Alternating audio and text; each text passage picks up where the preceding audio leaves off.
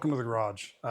Full disclosure, I am not feeling well at all this weekend, but the show must go on. So I did want to take a minute to actually do a little bit of TIG welding with the ArcCaptain Mig200, using filler wire, and just see if I could take that next step. If I'm honest, my beads, if you want to call them that, they're way better than what I started out with when I first tried the stick weld and MIG weld. That was horrendous. These are bad too, don't get me wrong. These are horrible. But it was a start and it was fun.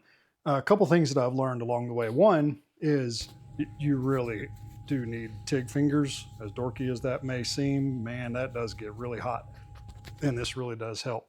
I started out really hot, 150 amps here, and then I went to, I was really burning like all the way through. I'll show you guys the back side of this too. First, I started with no gas because I got to do that at least twice actually. But started at 150 amps. That seemed really, really hot, was really roasting through. Turned it down to 130. That was still really, it seemed really hot and was burning all the way through. Dropped it down to 115. That was this guy here. Still seemed really hot. Finally ended up at 95. And this is 1/8 inch steel. And 95 was still, obviously my movement, I was moving too slow. I'm just not welding very well at all. But I think 95 is closer to right for that thickness. I don't know, you guys tell me if you have, I'm sure you have plenty of input for this.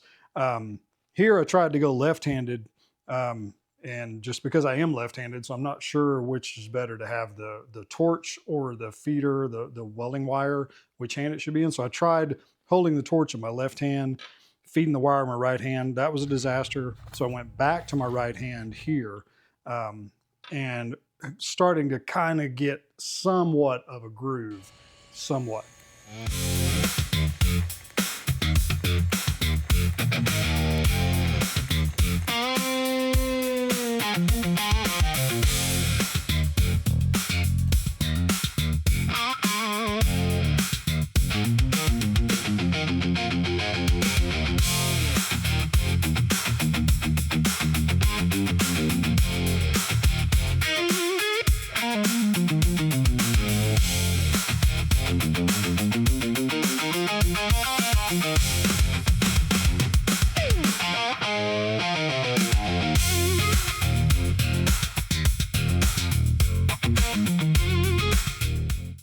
I will say the ArcCaptain Mig200, I am an affiliate. I do have an affiliate partnership with ArcCaptain, and I'll drop a link in the description that'll save you some money on ArcCaptain equipment.